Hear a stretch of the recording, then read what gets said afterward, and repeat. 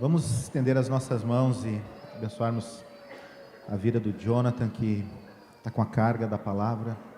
E nós oramos sobre a tua vida, Jonathan, e abençoamos para que tu possa repartir aquilo que vem do alto. Palavras de vida, palavras que transformam, palavras que curam, saiam da tua boca no nome de Jesus. Toda a graça e a capacitação para aquilo que o Senhor quer fazer na tua vida agora, neste momento, ministramos no nome de Jesus. Amém. Aleluia.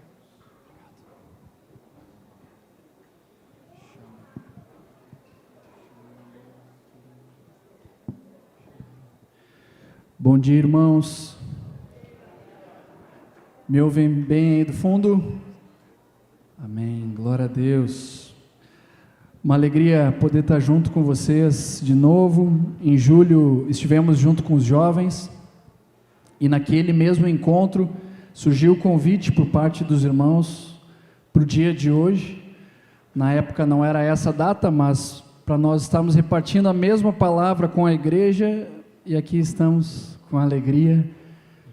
Glória a Deus. Alguns preciosos irmãos de Porto Alegre vieram. Queria pedir que a turma de Porto Alegre ficasse de pé.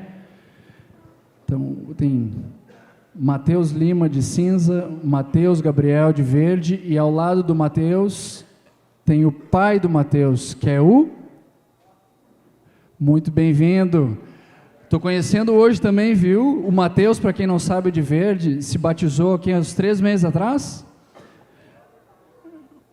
E hoje o pai do Mateus está o acompanhando no encontro e nós estamos conhecendo ele junto. Muito bem-vindo. Atrás ali um pouco tem o Vini, que também esteve junto quando tivemos com os jovens. Preciosos irmãos, obrigado. E dessa vez também vieram reforços de longe, da Suécia, já de pé, o Jonas e a sua família, a Suzy, o Isaac. Amém, o Beni e a Naomi. A turma está na aulinha, mas o Jonas está aqui embaixo, no front. Glória a Deus. Uma alegria, a gente agradece a recepção e agradeço aos irmãos o convite para estar aqui. É uma alegria estar em Canoas e muito bom poder cooperar com aquilo que Deus já está fazendo nessa localidade. Eu sei que vocês têm vindo de uma carga de cura da alma, de libertação. Isso tem sido trabalhado, aplicado, vivido, testemunhado para a glória de Deus já em Canoas. Valorizo muito esses assuntos, esses temas, são muito importantes, e acho lindo também o Senhor curando a alma, o Senhor curando lá dentro. O Senhor é o médico que toca onde nenhum outro médico toca, amém? Tem cirurgia que só Ele faz. Não estava aqui, mas eu vou compartilhar com vocês um testemunho. O irmão lá de Porto Alegre, ele recebeu oração pelo joelho dele e foi curado o joelho, e chegou no médico, e o médico fez lá um raio-x, algum exame, e daí o médico disse: que bom que tu fez a cirurgia. Ele disse: não, eu não fiz a cirurgia, eu fui curado. E o médico falou, ele tinha uma cicatrização interna que era própria de quem tinha feito cirurgia. O nosso Senhor é o médico dos médicos, amém? Louvamos a Ti, Senhor. Ele é poderoso. Ali o próprio doutor testemunhou, né? Daí depois que falou, não dá para tirar as próprias palavras. Nosso Senhor Deus é tremendo. Eu também sei que os irmãos têm tido uma ênfase com relação ao coração, e é de fato lá que o nosso Deus tem o seu maior interesse, no nosso coração. Foi a lição, a primeira lição, ali quando vemos Davi, sem ser a genealogia mencionada em Ruth, a primeira menção sobre Davi, um homem que foi achado segundo o coração de Deus, quando ele estava para ser ungido rei por Samuel. Samuel chegou para o pai de Davi, Jessé botou os filhos ali e Davi ficou no campo. E ali a lição que o profeta ensinou ao pai de Davi foi que o homem olha a aparência, mas Deus vê o coração. Há um interesse de Deus no coração, e graças a Deus, Deus encontrou Davi, né? um homem segundo o seu coração. Então essa carga que tem sido trabalhada pelos irmãos sobre o coração, ela é muito importante. Eu queria te convidar a nós orarmos mais uma vez, colocando agora os nossos corações diante do Senhor, amém?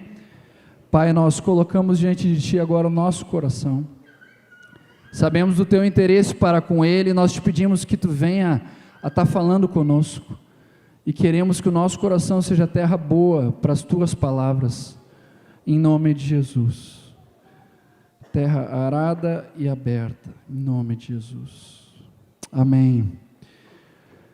Irmãos, a ministração de hoje é sobre palavra e poder de Deus, com ênfase no segundo assunto. Eu vou explicar depois o porquê de uma ênfase. Mas antes da gente chegar nessa ministração, eu quero rapidamente fazer uma introdução com vocês. Quantos aqui já ouviram falar de uma expressão vida equilibrada? Pode não ter sido na igreja, pode ter sido fora. Então, ter uma vida equilibrada, a gente está buscando ter uma vida mais equilibrada.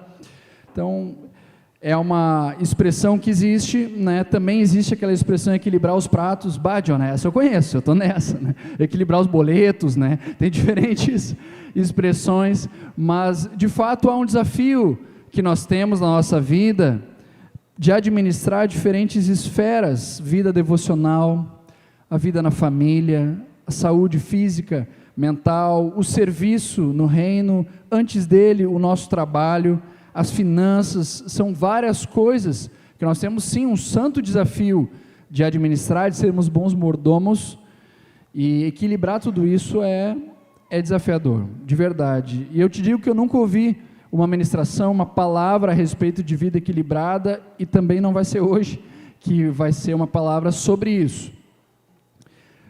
Então, hoje nós vamos estar falando sobre palavra e poder. Há uma forma de nós, de fato, sermos bons mordomos, ajustarmos essas diferentes esferas da nossa vida. Não é a ênfase de hoje, seria uma palavra sobre prioridades, né? Quando nós colocamos as coisas em ordem, Deus, família, trabalho e obra, as coisas se encaixam. Isso é um santo reset espiritual. Quando o computador está dando os bugs, né? Tu vai lá, vamos reiniciar esse negócio. Pá. Então, quando tu faz esse santo reset, tu bota de novo Deus em primeiro lugar, família, trabalho e obra, as coisas vão para o lugar. Mas não é a nossa ênfase hoje. Estou usando esse gancho, falando sobre equilíbrio, uma vida equilibrada, na verdade, também porque eu quero, em parte, desconstruir esse conceito com os irmãos. E pode parecer um pouco diferente isso que eu estou falando, mas também vou explicar. Tu sabia que o termo equilíbrio não aparece nenhuma vez no Novo Testamento? Nenhuma vez. O termo equilíbrio aparece no Novo Testamento. Na real, ele só aparece na Bíblia em um versículo, no livro de Jó. Não precisam abrir, mas Jó 37:16, para quem está anotando. Essa é a única menção bíblica do termo equilíbrio, e se refere às nuvens, não aos homens. Então, nenhuma vez na Bíblia o termo equilíbrio é usado para um ser humano. Nenhuma vez. Então nós podemos dizer que a aplicação não é bíblica do termo equilíbrio para os seres humanos. Beleza, Jonah. Mas o termo moderação de 2 Timóteo 1:7 tem relação com equilíbrio, né? Vou te dizer que não tem. O texto ali diz: porque Deus não nos tem dado espírito de covardia, mas de poder, de amor e de moderação. O significado de moderação ali é chamado a estabilidade de mente, é autocontrole, é ter limite, não equilíbrio. Estão entendendo? Mas então, da onde, Jonah, vem esse conceito de equilíbrio como nós conhecemos hoje? Hoje é algo tão, essa palavra é uma palavra tão comum, é algo que nós ouvimos, né? A gente associa como uma balança, né? As coisas estão equilibradas, não estão caindo. De onde é que vem esse conceito? Se não vem da Bíblia, da onde ele vem? Então vem comigo, eu quero rapidamente falar um pouco sobre a origem desse conceito de equilíbrio. A ideia não é aqui nós temos uma aula de história, não sou professor de história, mas de forma rápida eu quero te dizer que essa ideia, esse conceito de equilíbrio, como nós entendemos, nessa lógica de balança, ela não tem origem bíblica, mas Aristóteles, um filósofo grego, pai da filosofia ocidental, ou seja, do nosso lado do mundo, aqui a gente tem os dois lados, né? Traça uma linha no meio, a gente está desse lado aqui, à esquerda. Então, ele é o pai da filosofia ocidental. Ele sim tinha uma doutrina, um ensino que chamava do meio termo. Então, aí a gente começa a ver, né, as origens desse termo. E olha só, numa pegada bem parecida, Buda, no Nepal, também ensinou a respeito de um caminho do meio, que não é aquele que leva para a chácara em Viamão, tá, pessoal? É outro caminho do meio, bem mais antigo que aquele. Então, ele também trazia algo que vai falando dessa questão, né, um caminho do meio. E olha só, quem também pregou algo parecido foi um cara chamado Confúcio, na China. Então, segue comigo a linha, o pai da filosofia ocidental, mais o fundador do budismo, mais o fundador do confucionismo. Estão ligando os pontos? Estão vendo qual a origem desse conceito de equilíbrio? Agora, olha que sinistro, literalmente falando. Confúcio nasceu 1 ano depois de Buda e morreu 1 ano antes. Isso séculos antes de Cristo. Ambos viveram na Terra praticamente no mesmo período. Estão ligando os pontos, né, conectando quase no mesmo período, um na China, outro na Índia. Nasceram homens que trouxeram ensinos, que fundaram religiões, que têm também dentro da sua composição essa pegada de equilíbrio. Nós não vamos entrar nessas doutrinas, eu não quero, nem recomendo, ninguém, mas estou trazendo isso brevemente para os irmãos, para te dizer que a origem do conceito de equilíbrio, da forma como o mundo o tem hoje, não tem uma origem cristã bíblica. Então, qual seria a nossa referência para a vida? Se não é uma vida equilibrada, se não é essa vida onde a gente está segurando as coisas para que nenhum prato caia, como nós devemos viver?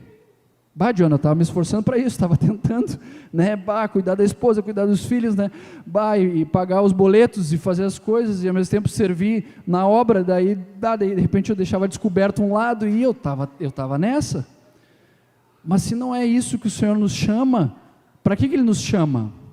Então eu peço tua atenção, porque algo que vai ser falado agora é base do que nós vamos construir depois. A referência de vida cristã bíblica não é equilíbrio, e sim plenitude. Amém? Repete comigo, plenitude. Diz para o irmão do lado, Deus quer que tu vivas em plenitude. Amém. O que Deus quer de nós, irmãos, não é uma vida equilibrada, e sim uma vida plena, e plena de Deus. Amém? Jesus disse, eu vim para que tenham vida e a tenham em abundância. Salmos 16, versículo 11 diz, na tua presença há plenitude de alegria. João 1,16 diz, porque todos nós temos recebido da sua plenitude e graça sobre graça. Esse termo plenitude, irmãos, eu olhei no original, no Strong's, e diz, no Novo Testamento, tem relação com o corpo dos crentes, olha só, que está cheio, diz comigo, cheio, da presença, poder, ação, riquezas de Deus e de Cristo, cheio. Então não é algo que tu tem numa balança um pouco de um lado, opa, deixa eu botar um pouco do outro para equilibrar, agora ficou. É cheio, amém? Não é equilibrado. E certa vez o nosso Senhor Jesus repreendeu os saduceus dizendo, errais, não conhecendo as Escrituras, nem o poder de Deus. Mateus 22, 29. Esse é o texto base, o alicerce daquilo que nós estamos construindo na sequência. Eu também não sou professor de português, mas a conjunção ali, ela é aditiva. Diona, lembrei do vestibular, né?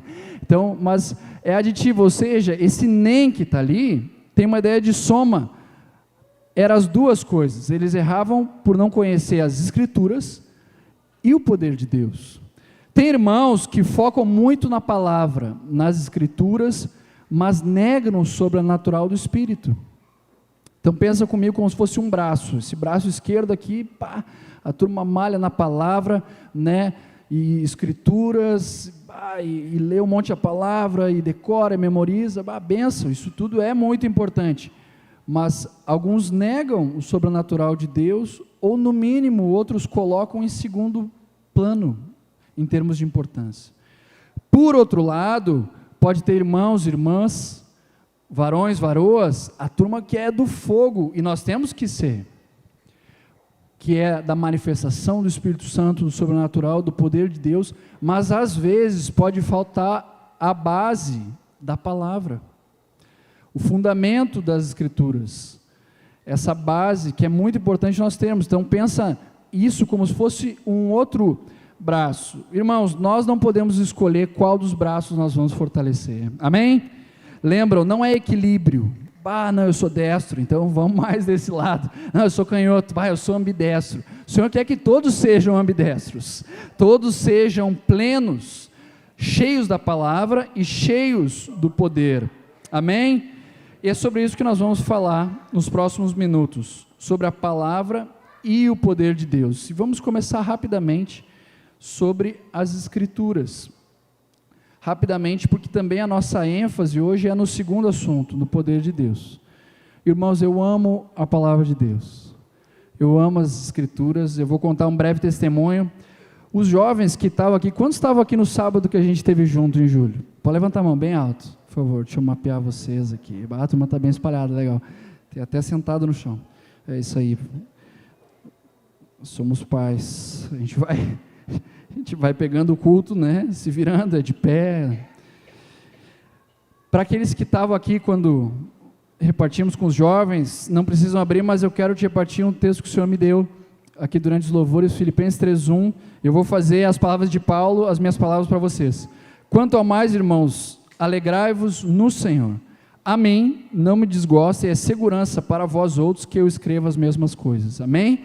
Então, vocês que já ouviram essa palavra, vocês vão estar ouvindo de novo, mas isso é segurança, nós ouvirmos de novo, nós sermos ministrados, amém? Deus sempre tem algo novo, a unção, ela é fresca, o maná era diário, então aquilo que tu recebeu em julho, o Senhor pode ministrar algo novo hoje, amém?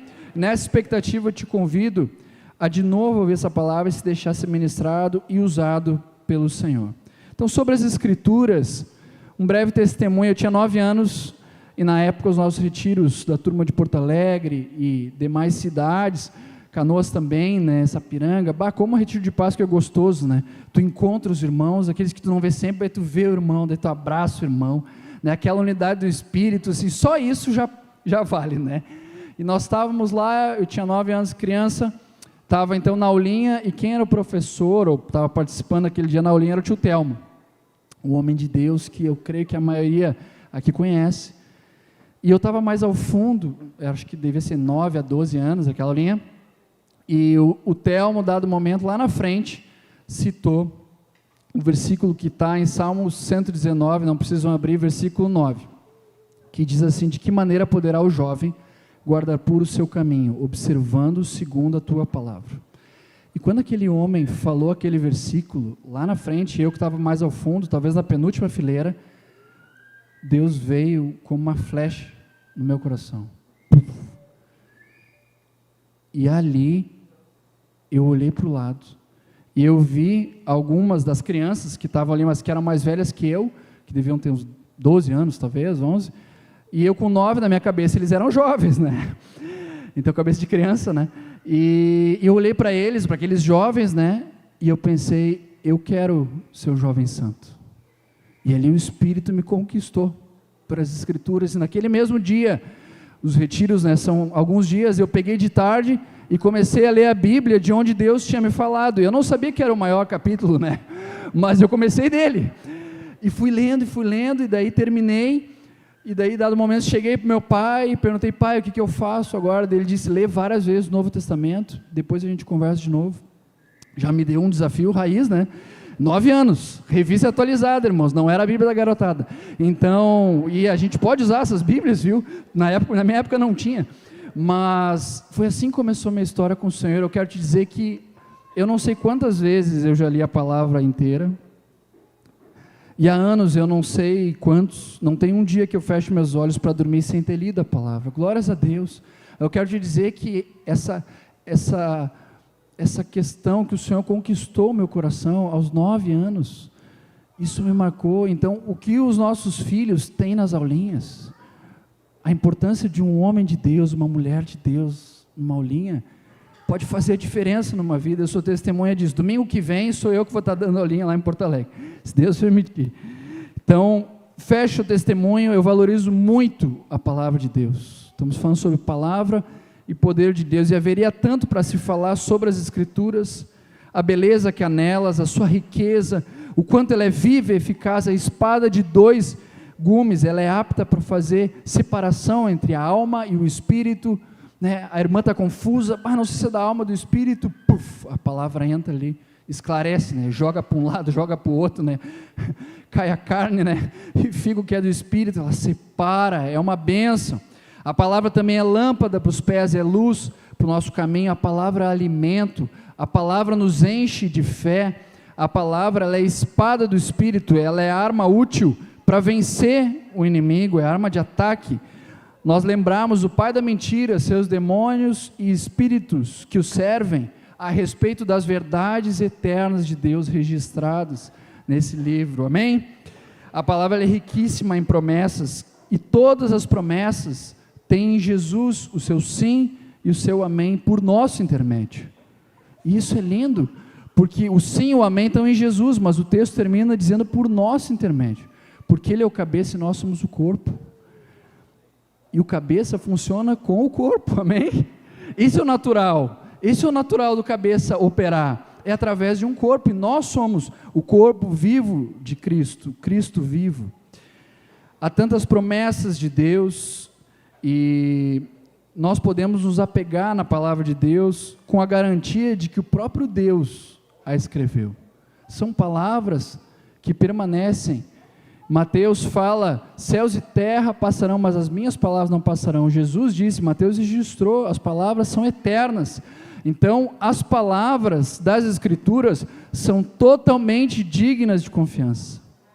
Totalmente dignas de confiança, de tu colocar, depositar a tua fé, tua confiança naquilo que Deus já falou. E nós podemos nos apropriar em fé dessas santas, preciosas promessas, aplicando elas no nosso dia a dia.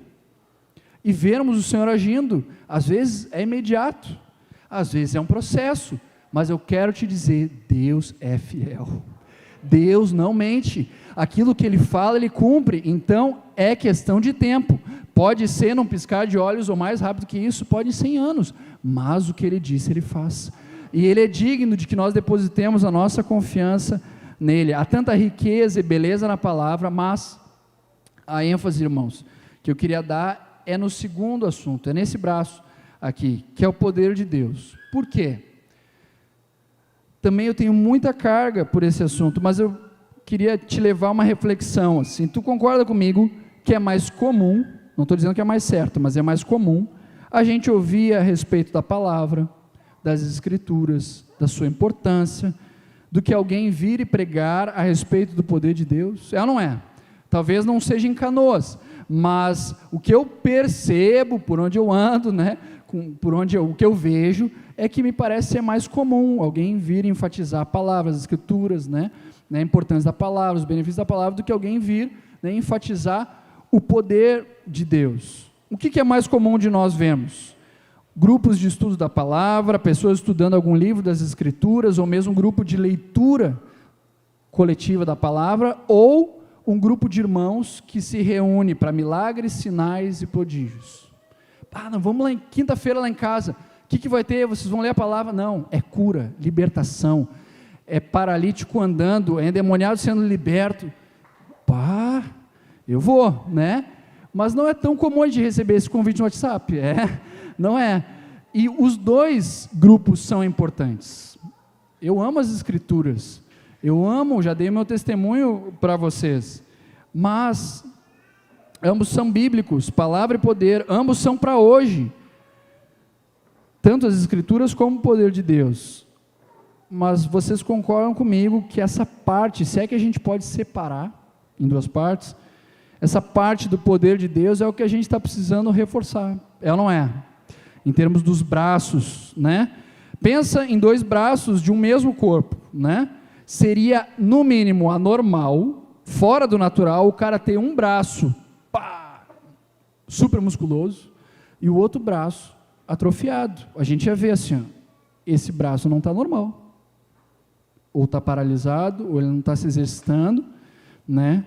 Então, tem algo, ou ele está em demasia exercitando só um lado, isso está estranho, isso não é normal. Então, eu quero te encorajar a nós juntos malharmos esse braço, amém? Esse é o convite para essa manhã, mas não somente para hoje, né? Hoje, para alguns é um lembrete, para outros é um estímulo, um reforço, né? E para alguns talvez seja um convite, nós malharmos esse braço. Salmo 105, 4 diz: buscai o Senhor e o seu poder, buscai perpetuamente a sua presença. Vamos buscar o poder de Deus, amém? Isso é bíblico, a palavra nos fala sobre isso. Então, falando sobre o poder de Deus, Paulo escrevendo aos Coríntios, em sua primeira carta, capítulo 2, esse podemos projetar, por favor, 1 Coríntios, capítulo 2, versículo 4, Paulo dizendo como tinha sido a palavra para aqueles irmãos. Ali era uma igreja do fogo, irmãos, foi fundada no poder de Deus. Show de bola. Diz assim: a minha palavra e a minha pregação não consistiram em linguagem persuasiva de sabedoria, mas em demonstração do Espírito e de poder. Esse termo poder aqui é o mesmo do texto base de Mateus 22, é o mesmo termo, do grego dunamis, é o mesmo de Atos 1,8, mas recebereis poder ao descer sobre vós o Espírito Santo. É o mesmo de Atos 10:38, como Deus ungiu a Jesus de Nazaré com o Espírito Santo e com poder. Esse termo ele aparece 120 vezes no Novo Testamento, e é lindo nós lembrarmos que em Atos fala que estavam reunidos no cenáculo na fundação da igreja, quando a igreja iniciou, o primeiro dia da igreja, cerca de 120 pessoas, ali eles foram batizados com poder, e no Novo Testamento esse termo aparece 120 vezes. No último ano e meio, alguns homens de Deus têm vindo para o estado e enfatizado o poder de Deus. Em agosto do ano passado, o retiro de pastores e líderes, Victor Rodrigues, ele perguntou: por que Jesus veio andando sobre as águas? Ele trouxe essa pergunta lá para os pastores e líderes. Jesus poderia ter vindo andando pela beira, né? Ela não é, podia ter vindo no natural. Mas o Victor nos respondeu a pergunta que ele mesmo fez, dizendo que Jesus queria demonstrar, ele queria demonstrar o seu poder. Cristo tem poder, e isso não é somente um cântico, isso é uma realidade, é uma verdade. Em abril desse ano, agora um pouco mais perto, no retiro de Páscoa na Sojipa, também um hermano da Argentina, Luiz Lozardo, nos falou, enfatizou muito o assunto da cura. Em 3 dos 4 turnos, esse irmão enfatizou a respeito da cura, e ele falou assim: da mesma forma e zelo que temos praticado o ensino de Jesus, devemos praticar a cura. Então, isso é muito importante. Jesus ensinava, Jesus pregava e Jesus curava. Nós não podemos ficar com uma parte do exemplo, né? Não, eu sou mais do ensino, faz parte, é importante, mas Jesus também pregava, ele proclamava um evangelho do reino que era chegado, e ele também curava, libertava. Então Jesus fazia tudo isso. Paulo também ensinava, Paulo pregava, Paulo curava. Vocês estão entendendo? Nós não podemos ficar com uma parte do modelo bíblico. O Luiz Lozardo também disse: é fácil debater intelectualmente as verdades sobre o cristianismo, mas o essencial não é debater, e sim experimentar o poder de Deus. Nós falamos antes de Aristóteles, e a nossa sociedade ocidental, ela foi muito impactada pelo pensamento grego. O pensamento grego, ele é muito do racional, mas para o judeu ele era muito do experimental. Então, para o racional, se Jesus cura, isso pode ser um conceito que eu sei. Para o judeu, se Jesus cura, eu preciso experimentar isso. Estão entendendo a diferença? Para o judeu é muito importante a experiência e também o testemunho, não somente a palavra. Então, estamos falando aqui sobre experimentarmos, vivermos o poder de Deus, e isso não é teoria, isso não é um conceito, isso é um convite e um chamado a nós vivemos como prática no nosso dia a dia. Poder de Deus, uma vida de plenitude, cheios da palavra e cheios do poder, e o segredo disso está em Jesus. Colossenses capítulo 1:19 diz: porque aprove a Deus que nele residisse toda a plenitude. Esse é um texto que meu companheiro Vini, que está ali nos fundos, gosta muito, tem carga com relação a essa plenitude. Nós somos tomados de toda a plenitude de Deus, né, Vini? E Paulo reforça no mesmo livro, no capítulo 2, versículo 9, diz assim: pois em Cristo habita corporalmente toda a plenitude da divindade. Ok, nós entendemos que o segredo da plenitude está em Jesus, mas olha só que lindo, o texto continua, próximo versículo diz assim: e por estarem nele, que é o cabeça de todo poder e autoridade, vocês receberam a plenitude.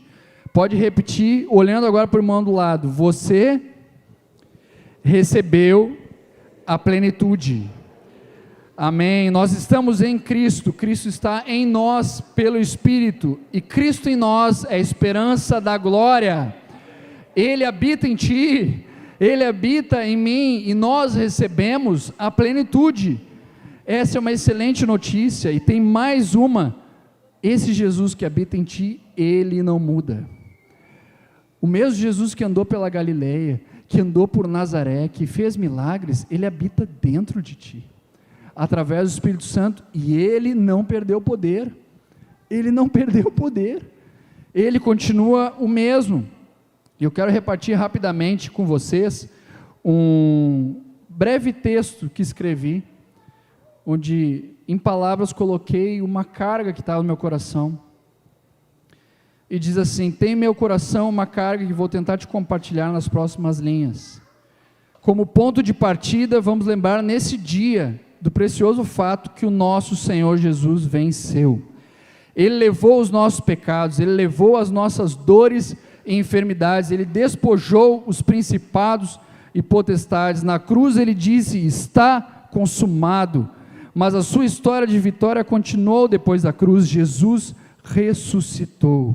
A morte não o pôde deter, o Pai o exaltou, Ele deu o nome que está acima de todo nome, Jesus, nome pelo qual importa que os homens sejam salvos, nome que cura as dores e enfermidades, nome que é capaz de libertar cativos e oprimidos. Ele é o cabeça da igreja, nós somos o seu corpo, representamos o Cristo vivo.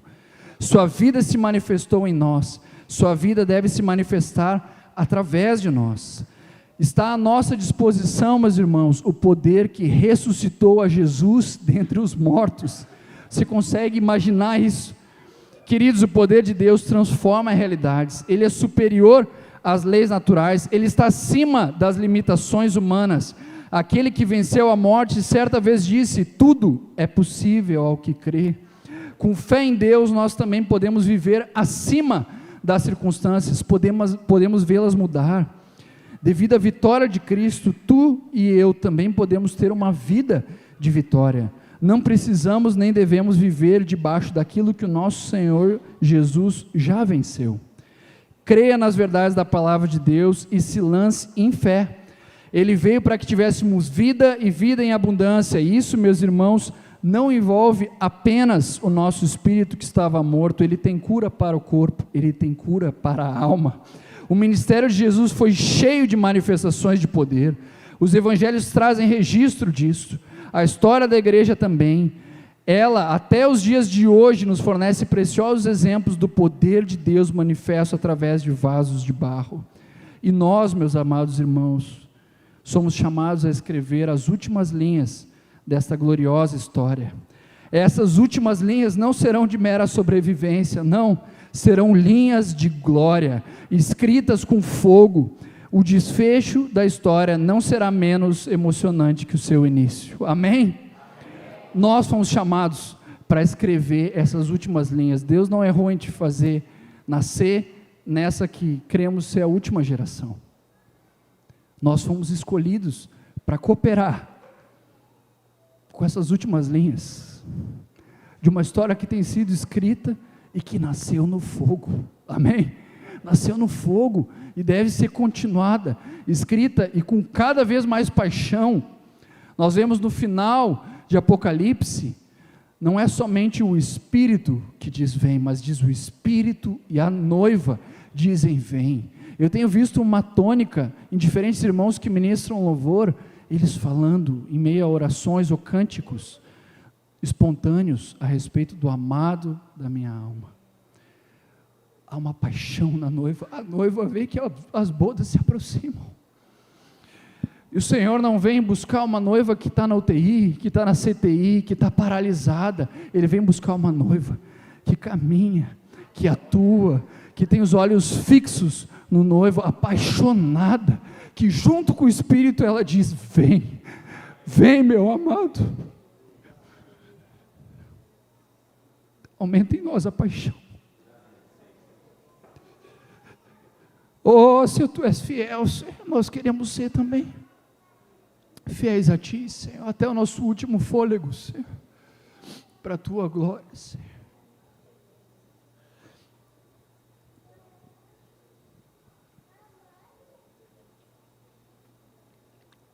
Irmãos, nós somos testemunhas daquele que vive.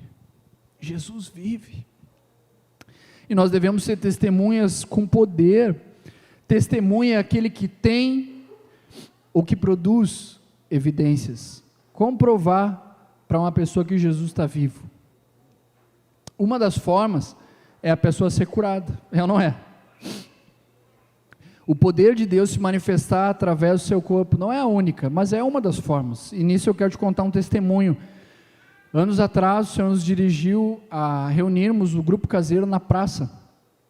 Fazemos o que nós fazíamos dentro de casa, na rua. E por anos, talvez uns 5 anos, nós ficamos fazendo isso. E na praça nós conhecemos algumas pessoas, tivemos experiências lindas com Deus, e uma das pessoas que nós conhecemos foi um menino chamado Brian. Ele tinha 9 anos. E o Brian foi sendo acolhido pelo grupo, foi sendo amado. Dado o momento, ele entregou a vida dele para Jesus, foi tendo experiências ali no grupo. Ele era, assim, muito pontual, chegava com a biblinha dele, né?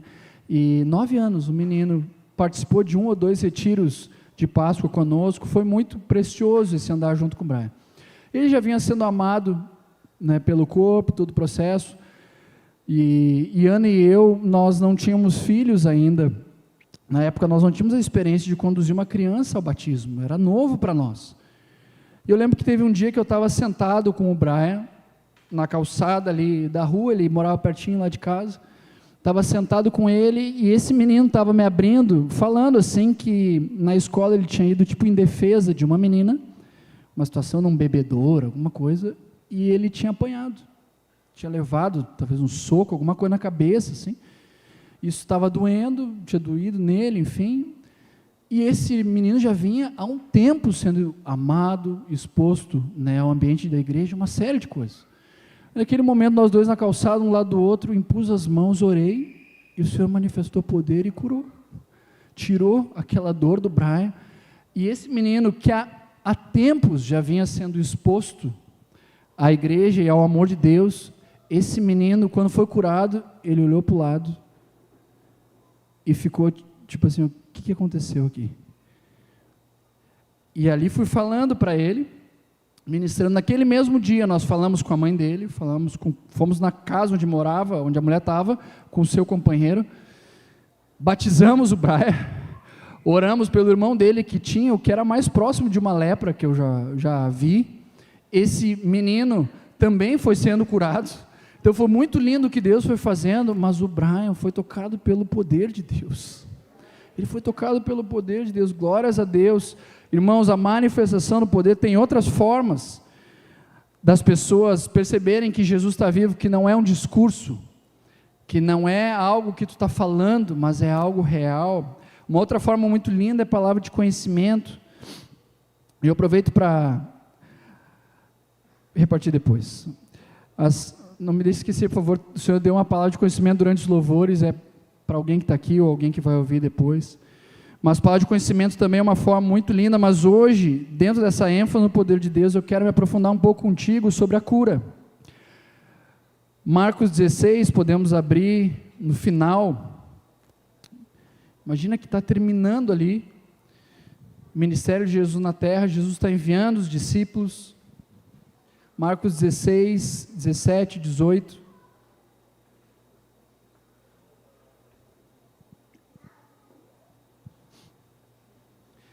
Diz assim: estes sinais hão de acompanhar aqueles que creem, em meu nome expelirão demônios, falarão novas línguas, pegarão em serpentes, e se alguma coisa mortífera beberem, não lhes fará mal. Se impuserem as mãos sobre os enfermos, eles ficarão curados. Amém?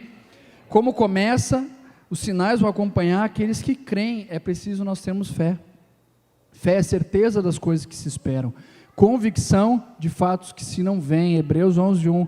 Logo, se fé é certeza, irmãos, se tem 1% de dúvida, já não é fé, porque nós não temos certeza. Estão entendendo? Isso é lógico.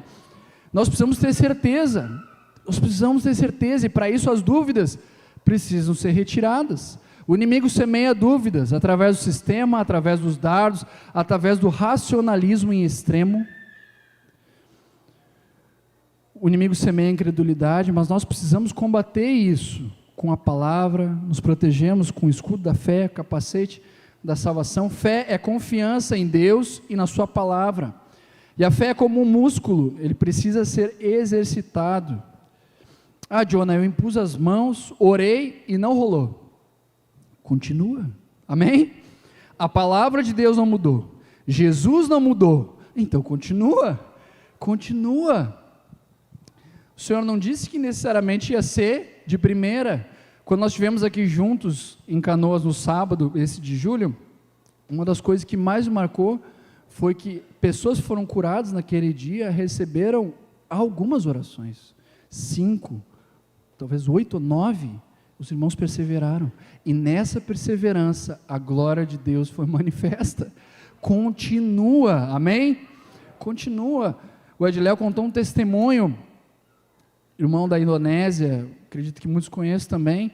Havia um grupo que estava reunido e de repente chegou um cara que era budista, hinduísta, não sei, mas não estava do nosso lado da trincheira, e ele chegou e esse cara não tinha os dedos. E daí a turma começou a orar, e orar em línguas, e começaram a orar 5, 10, 15 minutos, X minutos. E dado momento o Ediléo disse lá, imagina, pastorado ouvindo, os líderes ouvindo, o Ediléo disse assim: todos vocês teriam desistido, ele falou lá. Mas aqueles irmãos não desistiram, e eles continuaram orando, e de repente um dedo, puc, puc, puc, e daí tu imagina o que foi aquele grupo, né? Irmãos, o pai voltou da Indonésia não faz um mês, e uma das coisas que mais marcou o pai foi que lá eles têm 2 serviços diferenciados. O Ismael estava junto também, sogro do Jonas, e um dos serviços que os irmãos têm é com pessoas que têm depressão ou esquizofrenia. E eles começam a servir essas pessoas que têm depressão, sofrem, na verdade, com depressão ou esquizofrenia, com oração e jejum. Esse é o tratamento. Eles começam fazendo isso, nem todos perseveram nesse tratamento, daqueles que estavam sofrendo, né? Parece que 60% perseveram, mas dos que perseveram, 100% são curados. 100% são curados. Aqui no Brasil, infelizmente, isso ficou muito secularizado, irmãos. Tem depressão, tu vê, né? Qual é o teu temperamento mesmo? Daí já começa a ver, né? E vai levando para um lado natural, né? Tem pessoas que são mais para baixo, mais para cima. Lá na Indonésia, a turma ora, jejua, e as pessoas são curadas. Vocês estão entendendo? Esquizofrenia, idem. Nós não devemos encarar no natural lutas que são espirituais. Claro que pode haver questões físicas também, mas a verdadeira batalha, ela tem um cunho espiritual. A palavra não mudou, Jesus não mudou, então se não aconteceu de primeira, continua perseverando, continua orando. Quem no primeiro dia de academia bota 200 quilos no supino? Ninguém. A gente começa com a barra, né? O solteiro começa com a barra, bota 5 de um lado, 5 do outro, né? E espera que a varoa não chegue na academia naquele momento, para ver, né? Aquele treino inicial, né? Então, daí vai indo, daí bota mais 2 de um lado, 2 do outro, 5 de um lado, 5 do outro, e vai indo, né? Até que, chega no nível beleza, né? Um outro nível, mas começa com a dor de cabeça, com a febre, né? Vai indo, esse é o natural. Deus pode usar, né, para trazer uma cura extraordinária para quem está começando hoje, não tem problema. Mas há um exercício nesse músculo da fé que nós devemos fazer. Da mesma forma, então quero te encorajar a todos nós nos exercitarmos com relação à fé. Se porventura a tua experiência não esteja sendo tão bala nesse assunto, não rebaixa a tua fé o que tu acreditas ao nível da tua performance.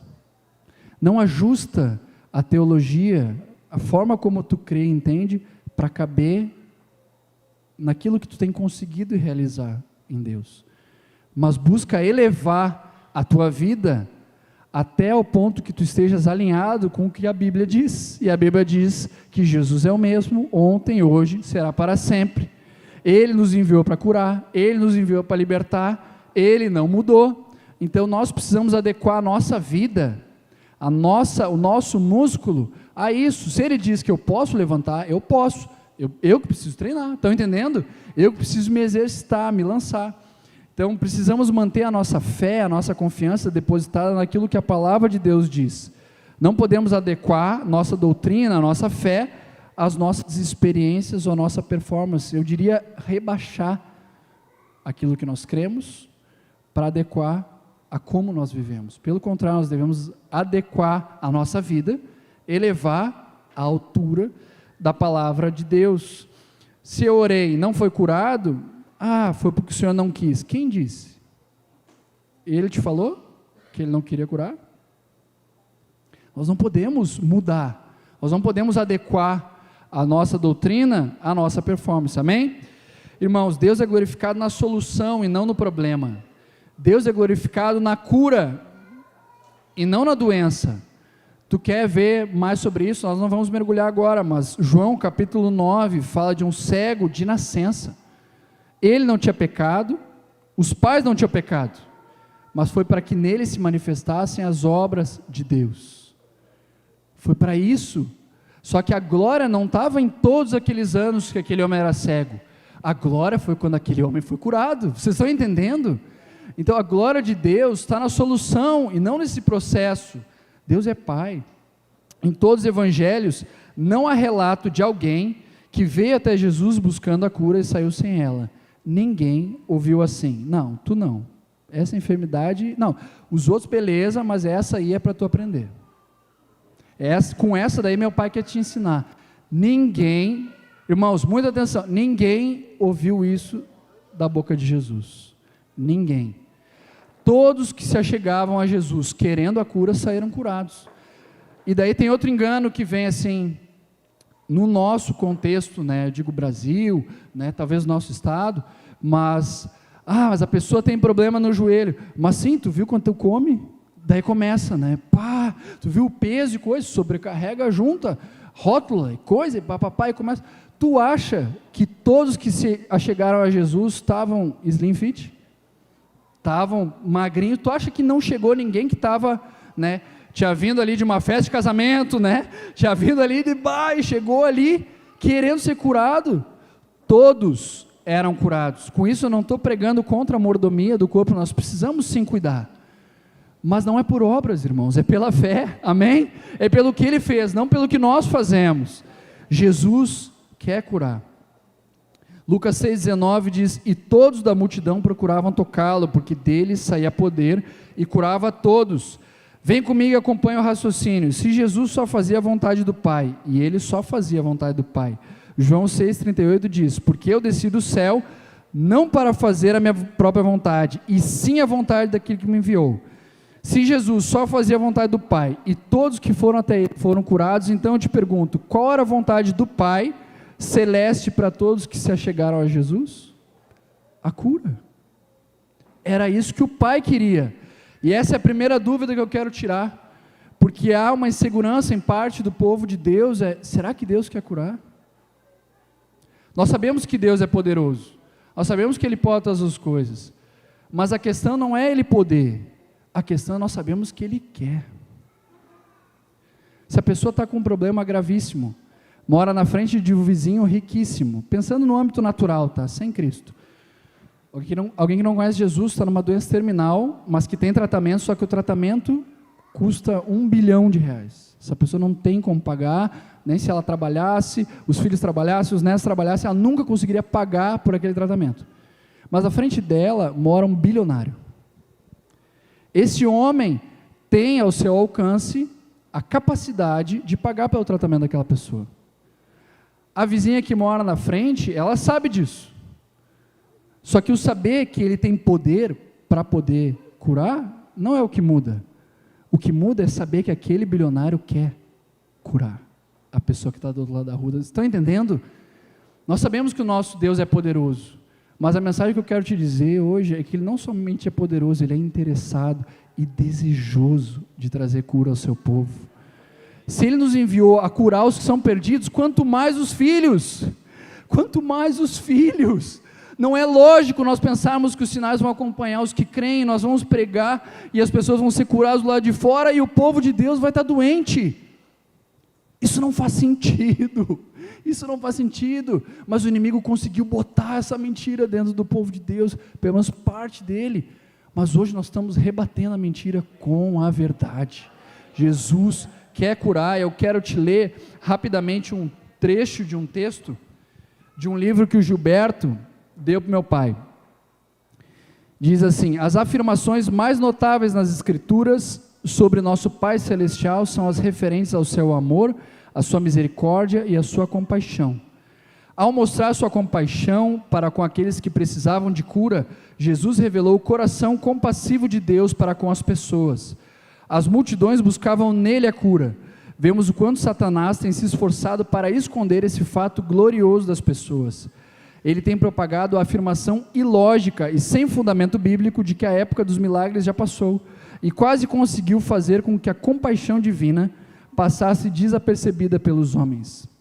A teologia moderna exalta mais o poder de Deus do que a sua compaixão, coloca seu poder acima do tremendo fato de que a sobreexcelente grandeza do seu poder é sobre nós. Efésios 1:19.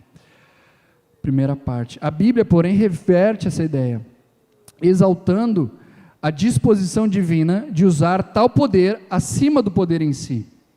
Em lugar algum, ela diz que Deus é poder.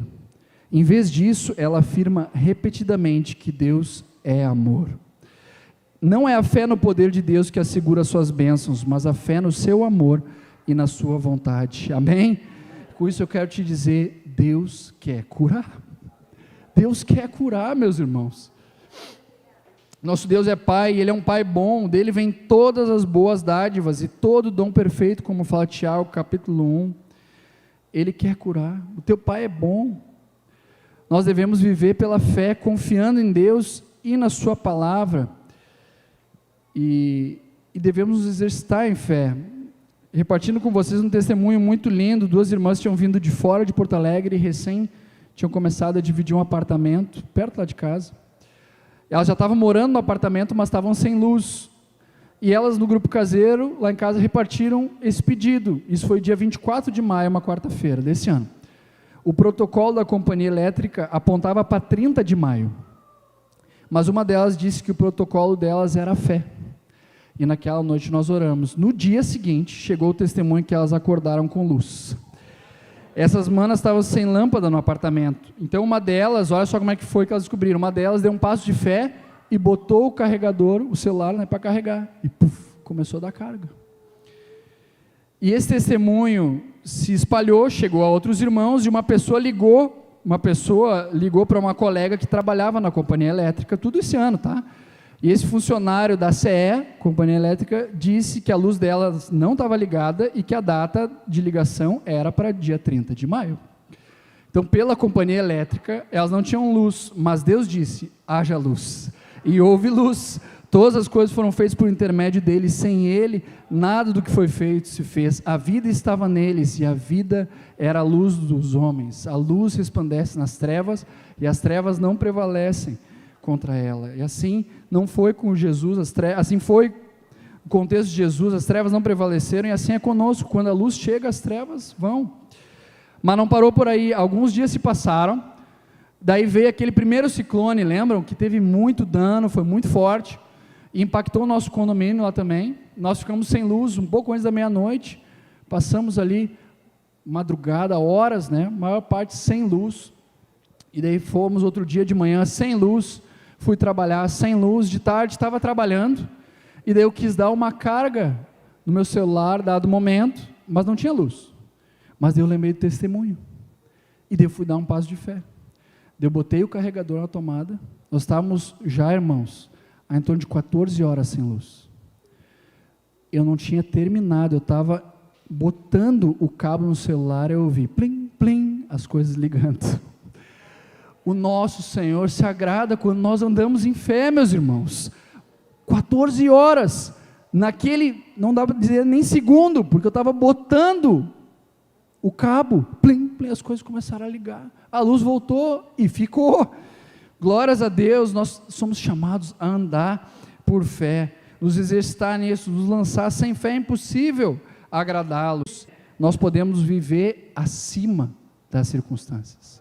Jesus andou sobre as águas, irmãos.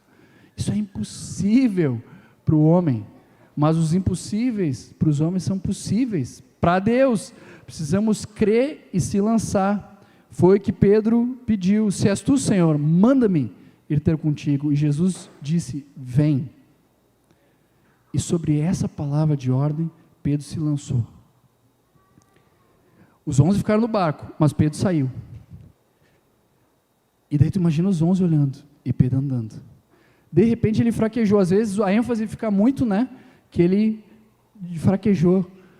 Mas prontamente o Senhor estendeu, pegou, e eu quero te dizer algo que nós não vemos narrado, mas eu tenho certeza que eles não voltaram nadando para o barco. Tu imagina que glorioso. 2 homens andando de volta para o barco, sobre as águas. O Senhor te convida a andar sobre as águas. Isso só é possível com Ele. Mas Ele te chama: vem. Nessa manhã Ele te chama: vem, dá a mão para mim, sai do barco, sai dessa zona de conforto, sai desse lugar onde tu sabe como manejar. Pedro era pescador, ali era a região do trabalho dele, era o que ele sabia fazer, mas ele nunca tinha feito aquilo. Somente por Jesus ele podia andar sobre as águas. Este viver em fé, ele também se aplica a questões relacionadas à saúde, a dores, a enfermidades, a doenças. Jesus quer curar. E alguns meses atrás, estava repartindo essa mesma palavra em Sapiranga, estava trabalhando essa palavra há alguns dias, e no sábado, antes do culto, que antecedia o culto de jovens, o encontro de jovens, eu também estava trabalhando nela, mas já vinha antes. E daí de manhã, estava ali, dado o momento, Felipe, meu filho mais velho, avisa ali no escritório que o almoço estava pronto, saio do escritório, vou para a mesa. E daí chego na mesa, sento, e daí começa a vir uma coceira forte no olho esquerdo. E aí eu preciso voltar um pouco, alguns anos atrás, ainda solteiro, eu tinha recebido um diagnóstico de algo que se chama blefarite, é cílios oleosos, não importa o nome da doença, mas era esse o diagnóstico. Então eu tinha um diagnóstico de algo específico, cocei ali, uma coceira diferenciada. E também na mesa, ali, me veio um pensamento: vou procurar no Google o significado de Sapiranga. Eu pensei, deve ser algo tupi, daqui a pouco para botar na administração, alguma coisa assim. Me veio essas 2 situações na mesa: a coceira no olho, diferenciada, e esse pensamento: vou pesquisar sobre o significado. Fui para o Google, temos a imagem aí, Sapiranga eu botei, vai aparecer aí. Então, isso aqui é do Google, tá? Definições de Oxford Languages, aqui embaixo diz: no informal, no nordeste do Brasil, Sapiranga quer dizer blefarite. Nem o Dani de Sapiranga sabia isso. Não é algo daqui, é como se fosse, uma gíria regional, que lá para o nordeste, parte da turma diz: estou com uma sapiranga nos olhos. Eu também não sabia disso, mas Deus sabia. E por que eu estou te contando isso também? Porque naquele momento, o Senhor estava me alertando e me orientando. A nossa luta não é contra carne e sangue, não é contra pessoas, é contra principados e potestades, contra os dominadores deste mundo tenebroso, contra as forças espirituais do mal nas regiões celestes. Eu estava indo para uma região, estava indo para Sapiranga, ministrar, o nome tinha a ver com esse negócio. Naquele dia eu comecei a coçar, não sabia de nada disso. O Senhor estava me alertando, me orientando. Eu repreendi a blefarite, eu repreendi a Sapiranga. E hoje tem mais um testemunho para contar para vocês, que o nosso Deus, Ele é interessado em se manifestar, em falar. Deus não fala nada sem propósito, irmãos. E nós estamos em luta.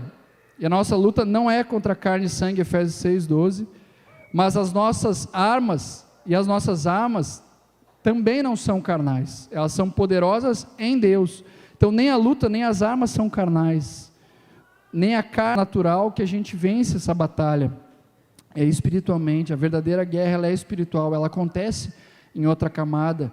E nisso eu te compartilho outro testemunho, e eu acho muito importante os testemunhos. Anos atrás, Ana e eu éramos recém-casados, o ano era 2014, e ela é carioca, para quem não sabe, então veio para Porto Alegre depois do casamento, nunca tinha morado aqui. E a congregação em Porto Alegre tem muitos irmãos, ela naturalmente não conhecia todos. Um dia ela estava voltando para casa, numa rua que tem pertinho, ali no nosso condomínio, e passa um homem num Audi preto. Uma rua, não é larga essa rua, e a Ana andando ali na calçada, passa um homem num Audi preto, e oferece para ela carona. E a Ana, na ingenuidade, acha que é um irmão, mas graças a Deus não entra. Agradece e o cara vai embora. Passam-se alguns dias, a Ana está indo no mercado, passa o mesmo carro, passa por ela, na lomba, dá ré e volta. Os maridos já estão atentando, né? As mulheres já estão... Ninguém fica tenso que o fim da história é glorioso, tá? Mas... piora a situação, tá? Então daí o cara dá ré, a Ana entra no mercado, o cara entra também. Havia um homem que estava perseguindo a minha esposa, imagina, maridão recém-casado, né? Aprendendo a ser marido, aprendendo, né? Tudo novo quase, e não foi fácil, irmãos, não foi fácil a situação, daí tá, mas até aí, estava ruim, mas piorou. Eu trabalhava no Sicredi na época, e um dia a Ana me liga, porque ela estava na nossa torre, foi entrar no elevador e descobriu que aquele homem que vinha perseguindo ela morava no nosso condomínio. Então tu imagina que tu tens um inimigo que está dentro da tua casa, ou dentro do teu condomínio. Nosso condomínio tem câmeras, tá? Tem um monte, mas não tem nos andares, e não tem nas portas. Então, se a pessoa intenta o mal, sobe de escada, enfim, vai de elevador, desce o andar ali, não tem câmera. Imagina a minha esposa abrindo a porta para sair, tem um homem ali. No dia que a Ana me ligou, antes da Ana me falar isso, eu já tinha pensado, assim, não foi fácil para mim, mas pensado na carne, não no espírito, assim, vou chamar meus 2 irmãos, que apesar de mais novos, são maiores do que eu. E não foi tão carnal, tá? Vocês estão rindo, mas não foi tão ruim. Mas eu disse assim, eu pensei comigo mesmo, né? Vou bater na porta da casa e me apresentar. Sou marido daquela mulher, né? Bem acompanhado dos meus irmãos. E não íamos fazer nada, obviamente, né? Mas ia me apresentar, ia me posicionar nesse sentido. Mas eu quero te dizer que apesar de isso ter passado na minha cabeça, eu não fiz nada disso. Naquele dia que a Ana me ligou, eu saí do Sicredi, voltei para casa, entrei na sala, peguei a minha esposa, nós nos dobramos na frente do sofá, nós ajoelhamos, e ali eu exerci a autoridade que há no nome de Jesus. Eu quero te dizer que nós nunca mais vimos esse vizinho. Nunca mais. O Senhor resolveu a situação, porque a nossa luta não era contra aquele vizinho, e nós não batalhamos contra ele, não é no murro, na força, na carne que a gente ganha. A nossa luta, ela é espiritual, e as armas da nossa milícia também não são carnais, mas são poderosas em Deus, e ali de joelhos a guerra foi vencida, amém? Glórias a ti, Senhor. Esse cara foi embora, nunca mais o vimos. Há poder no nome de Jesus. Para isso o Filho de Deus se manifestou, para destruir as obras de Satanás, as obras do diabo. A gente vai continuar ouvindo ainda alguns testemunhos. O testemunho, irmãos, ele é profético. O que Deus fez na minha vida, pode fazer na tua também. O que Deus fez na tua vida, pode fazer na minha também. E ele é muito precioso, ele vai nos encorajando. Ela não é testemunhar no original, olha só, significa literalmente fazer de novo. Isso é lindo. Testemunhar é fazer de novo. Não há impossíveis para o nosso Deus, e quem é conosco é Jesus. Ele é o Rei dos Reis, o Senhor dos Senhores, aquele que recebeu um nome que é sobre todo nome, quem na cruz levou as nossas dores e enfermidades, aquele que recebeu toda a autoridade, que nos enviou para em seu nome exercer a autoridade. Aqueles que creem em meu nome se impuserem as mãos, eles ficarão curados. É essa palavra que o Senhor nos deu. E Jesus segue curando em diferentes lugares, em diferentes contextos. Jesus cura em evangelismos, Jesus cura dentro da congregação também, Jesus cura nos lares. Teria vários testemunhos aqui, eu vou ir para alguns do grupo caseiro, começar por esses. Alguns meses atrás nós oramos por uma irmã lá do grupo, que ela tinha tendinite crônica, em ambos os braços, há anos, e ela tinha um filhinho e estava tendo dificuldades, porque aquela enfermidade veio impactando o cuidado dela. Deus é pai, Deus não quer que aquela filha esteja sofrendo para cuidar de um outro filho, e nós oramos, e aquela irmã foi curada, e nunca mais teve. Tendinite crônica, o Senhor cura. Teve um outro grupo que foi muito lindo, o Cleiton e Pietro, 2 companheiros do Mateus, que a gente anda junto. Antes do encontro, o Senhor tinha falado com um dos irmãos, com o Cleiton, que o Senhor queria trazer cura. E daí no grupo nós oramos pelos que tinham dores, enfermidades, e houve curas na hora. Então Deus cura no grupo caseiro, cura no encontro da casa, cura na rua quando nós vamos pregar. Queria convidar a banda para ir voltando, estamos nos aproximando aqui do fim.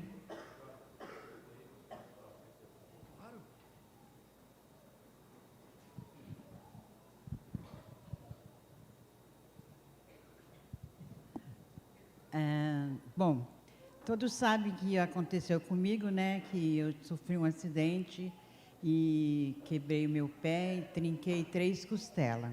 Fiquei 23 dias no hospital, a igreja toda orou, quase toda a igreja foi me visitar, foi uma bênção, assim, do Senhor. Aí eu tive alta depois de 23 dias e chegando em casa eu caí de novo. E por cima do pé já quebrado e a costela. E aí eu fui passando com aquela dor, tomando remédio, mas só que foi me deixando assim muito nervosa, porque não passava. E a semana passada eu liguei para Adelaide, falei, Adelaide, eu não aguento mais, eu estou com muita dor, e é nas costas, não é nem o pé, é nas costas. Aí ela disse assim, peraí, vamos orar, irmã, fica tranquila, para de chorar. E o Xande estava lá, nesse momento. E daí o Xande entrou orando, e aí ele disse para mim, Vilma, você consegue pôr a mão aonde está doendo? Gente, eu estou com a costela quebrada, e como é que eu ia pôr a mão lá atrás? Mas eu consegui colocar a mão. E no momento que ele foi orando, eu fui sentindo um calor envolvendo as minhas costas.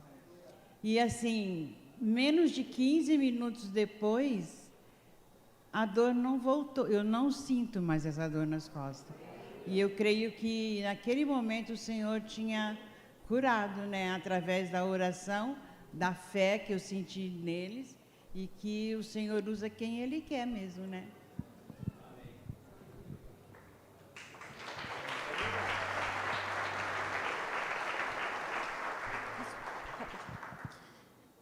Eu vejo que o Senhor quer curar tudo, né? Físico, mas também quer curar a alma. Ontem, de noite, os meninos já estavam aqui. E o Xande estava descansando, e eu deitei para descansar um pouquinho, porque foi um dia bem puxado. E daí, na hora, o Senhor falou comigo, desce que eu quero estar contigo. E eu desci, né? E peguei um livro e comecei a folhear um livro sobre intercessão. E ali o Senhor começou a ministrar. E eu comecei a clamar, Senhor, eu quero mais, eu quero sentir o Teu poder, eu quero viver esse poder, eu quero viver o que a Tua palavra diz, Senhor, né? E ali o Senhor foi ali na intimidade, eu e Deus, e ali Ele foi fazendo. E essa palavra, hoje, quando Ele começou a falar coisas específicas que eu falei com Deus ontem, hoje Deus usou a vida do Jonathan para responder. Então, Deus, Ele não quer curar só o físico, Deus quer o íntimo, Deus quer que a gente exerça. E eu falei, Senhor, Tua palavra diz que, né, expeliriam demônios, curariam enfermos, e eu quero viver isso. E quando eu comecei a clamar, eu não clamei por mim, eu clamei principalmente pelo meu marido. Eu quero que o meu marido viva isso. Eu quero que os meus filhos vivam isso. E comecei a profetizar sobre o meu marido, sobre os meus filhos, né? Então, essa oportunidade que a gente teve da Vilma testemunhar daquilo que Deus fez, eu creio que é para a edificação da igreja. Deus quer mais, Deus quer que a gente exerça não só a cura física, mas a libertação em nome de Jesus. Glórias a Ti, Senhor. Te aplaudimos. Tu és o mesmo. Amém. Irmãos, entregar aquela palavra de conhecimento durante os louvores, o Senhor me deu uma visão. Eu vi uma pia com cuba branca. Para os homens, nem todos talvez saibam, né? As mulheres tudo sabem que é cuba, né? Uma parte de baixo branca e uma torneira, e havia água nessa pia. E eu não tenho interpretação, mas é para alguém. É para alguém, e o que me veio de impressão quando o Senhor deu essa visão é de que Ele se importa. Então, eu acredito que é para uma irmã. Então, se Deus falou contigo através dessa palavra, depois me procura, por favor, ou algum dos presbíteros, Roberto, Leandro, para não deixar de trazer, né? Às vezes a revelação vem depois, mas se já veio hoje, não deixe de procurar um de nós três. Amém? O Senhor não fala nada sem propósito. Tudo que Ele fala tem um propósito. Teve um outro grupo caseiro, que antes do grupo caseiro, o Senhor tinha revelado uma dor aguda no ombro direito, antes do grupo caseiro. E daí nós estávamos já nos exercitando, em posição de mãos e cura, e daí tivemos um momento para isso na igreja, na casa. E daí, os irmãos que estavam ou com dores ou com enfermidades, se apresentaram. O primeiro, e nós não havia sido dito essa palavra de conhecimento antes, o primeiro que falou que tinha uma dor no ombro direito. Então, o Senhor já tinha revelado. Por quê? Porque Ele quer curar. Ele quer curar, Ele só está mostrando, eu quero fazer isso. E eu quero te dizer que o Senhor não só revelou, como aquele irmão foi lá e pediu oração, como ele foi curado, e a vida dele mudou. Eu nem sabia, na época a gente tinha feito um grupo com o Dani ainda estava em Porto Alegre, estava com os discípulos, e esse jovem estava mais perto do Dani na época. E ele foi curado naquele dia, mas ele não deu retorno, não falou nada, e eu não sabia muito, ele não esboçou quase nada de reação. Mas depois o Dani disse assim, tu sabe que o fulano, ele foi curado aquele dia e ele mudou, e coisa, e papapá. Então Deus, quando toca numa vida, Ele marca, porque é o Criador, tocando nos filhos, com amor. Então isso é muito poderoso. Jesus cura nos evangelismos, cura nos grupos caseiros, cura na intimidade do lar, das famílias. Em abril desse ano, antes de uma janta, o nosso filho mais velho, Felipe, começou a ficar batido. A gente estava no elevador, ele já tinha falou para mim ali de dor de cabeça. Ele estava quente, estava com febre mesmo, eu medi, e era dia de grupo caseiro também. Eu estava com os dois na cadeirinha, assim, no processo de janta, a Ana estava lá dentro, enfim, e daí, dado momento, eu disse, mana, vamos impor as mãos aqui no Felipe. A Maria tinha 2 anos na época. Debotamos as mãos na testa do Felipe, ele estava batido, não queria comer e coisa. Irmãos, na mesma hora o poder de Deus veio. O guri, mudou, começou a comer. O Senhor é tremendo, Ele cura não só evangelismos, não só em encontros, mas na intimidade do lar. Nosso Deus é poderoso, e Ele não está interessado só na cadeira de rodas, só em levantar o paralítico. Ele está interessado na dor de cabeça, na febre, naquilo que talvez a turma naturalmente vai para o paracetamol, vai para a dipirona, mas antes disso há um recurso espiritual. E gratuito, amém? É uma bênção, meus irmãos, isso é muito tremendo. A oração deve ser nosso primeiro recurso. Primeiro recurso, isso se aplica para a cura, isso se aplica para finanças. A palavra diz, antes de tudo, exorto que se usa a prática de súplicas, intercessões e orações com ações de graça em favor de todos os homens. Então, é para todos e é para ser feito antes, amém? Então, encorajo os irmãos nesse sentido. Não estou pregando aqui contra remédio, mas estou encorajando que antes dele, orem, e vocês vão ver Deus agindo, e a fé de vocês vão estar se exercitando também. Teria outros testemunhos de compartilhar lá de casa, mas eu quero te dizer que Deus está interessado nessa dor de cabeça, na enxaqueca, na febre. Vale a gente lembrar que a sogra de Pedro, ela foi curada de febre, em casa, foi ali.